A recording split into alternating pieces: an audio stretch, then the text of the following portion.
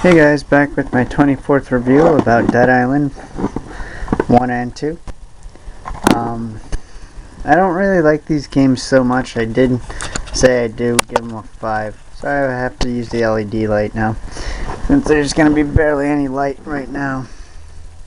But sorry if it's dull. I'm doing this at like 4 something. But the first one I do like. It does go into like the story mode. Tells you about the survivors. The only reason why I don't like this is because there's a lot of lag, and I don't play online. And let me turn that on and just use it like that.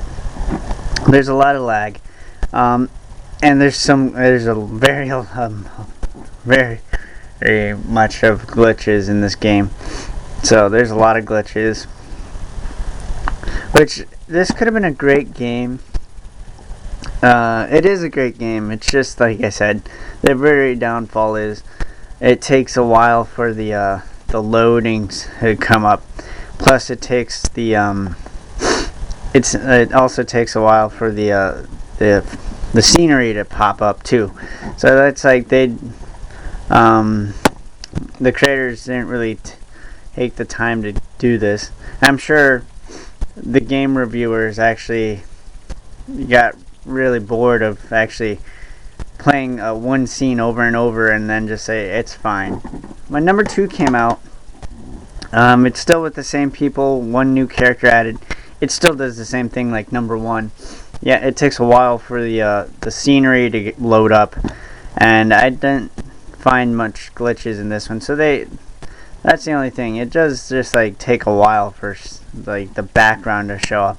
So say your camera's out of focus and it's like this, and it's like, say you barely see my fist, and then it finally like shows perfectly fine. But I didn't beat this one, number 2, yet.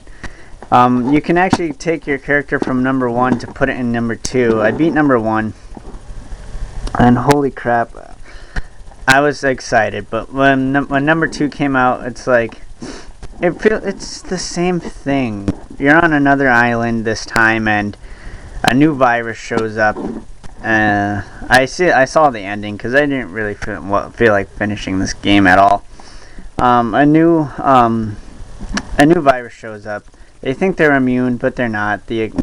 Sorry if it's spoiling it, but the main survivors get infected this time, even though they already were infected, but they were immune to the first one. And the second one, they're not. So they're pretty much zombies in the end of it all. You have one new character. I don't remember his name, but I played as Sam B in this game, Dead Island 1, and Riptide I'm playing Sam B again. I'm also going to go back and doing another story mode with the rest of the characters, with Logan, Shion, and what's her name? I can't remember the other lady's name. But she's a police officer. Shion was a police officer, but she's more of the swordsman. They all have their unique abilities of using weapons in each game. The blunt weapons would be for Sam B. The throwing knives and stuff would be for Logan, since he was an ex-football player. The guns would actually be in crap, I can't remember her name. Sorry about that, guys. I can't remember her name, but I can't. If they tell you in the Pruna. Sorry, guys. Pruna is the police officer, and she's good with the guns. Shion, like I said, she was a police officer, but she's from the Chinese police officer, and she uses knives, like swords and stuff. So she's good with that, which I kind of a downfall in this game as well is currency. Like you expect currency to be like coins, well, not coins, but like screwdrivers or something, like bolts and nuts. No, currency is freaking money, and you're like wondering, why are you still using money when there's a zombie apocalypse hitting an island, and you're just like, yeah, I'm gonna use my money to repair my weapon. Downfall of the game, that really that really is a downfall. And the reason why I don't like number 2 a lot is not just because it's on another island. It's like, it feels more like a DLC map more than a part 2 to it, but it pretty much is a part 2. They could have made this one better, but the creators who made Dead Island also made Dying Light for the Xbox One, which isn't bad. It looks like another version of this. It's a first-person view game, and the cool thing about that is, like, I don't mind it. I really don't mind first-person shooters or anything. But when you're giving the characters very limited amount of ammo and just more blunting objects, I don't mind that. It's your character is really, really stiff, and it's like, holy crap, you could have fixed that up. I'm not going to try to compare it to like Call of Duty or Halo. I'm sure everyone liked the way Halo and Call of Duty worked. When I played this game, I wasn't expecting it to be like Halo or anything, or Call of Duty.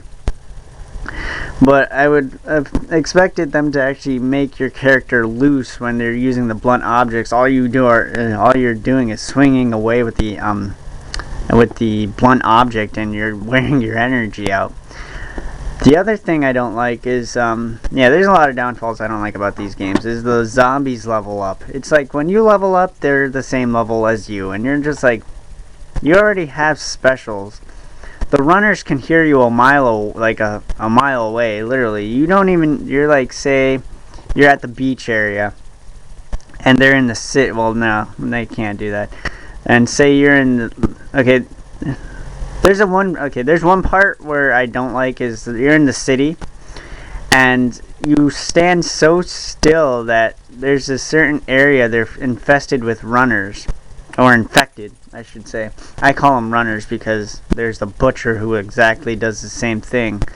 But you stand so still, you don't even make a sound, and you're looking for something, like, say you're picking up money and some deodorant or something, and all you hear is "Row!" and literally they are running at you, and there's a billion of them in that one area, and you don't even need to be doing anything. You're standing so still, and that's all you hear, and you're like, do you have like freaking good hearing or something for being a zombie? Holy crap, I didn't even make a sound. So the zombies are kind of hard in this game, which is good, but the downfall is, why would you level zombies up anyway? You have specials. Like I said, you have the butcher, you have the ram, you have the floater, you have the suicider, you have the infected, which, like I say, I call them the runners. And in number 2, there's of course new zombies, the same old zombies like butcher, floater, and something else. I can't remember, but it's like, you already have those guys. You also have the thug, which isn't even considered a special, but I consider him a special. The thug is pretty much like a brawlic version of the infected.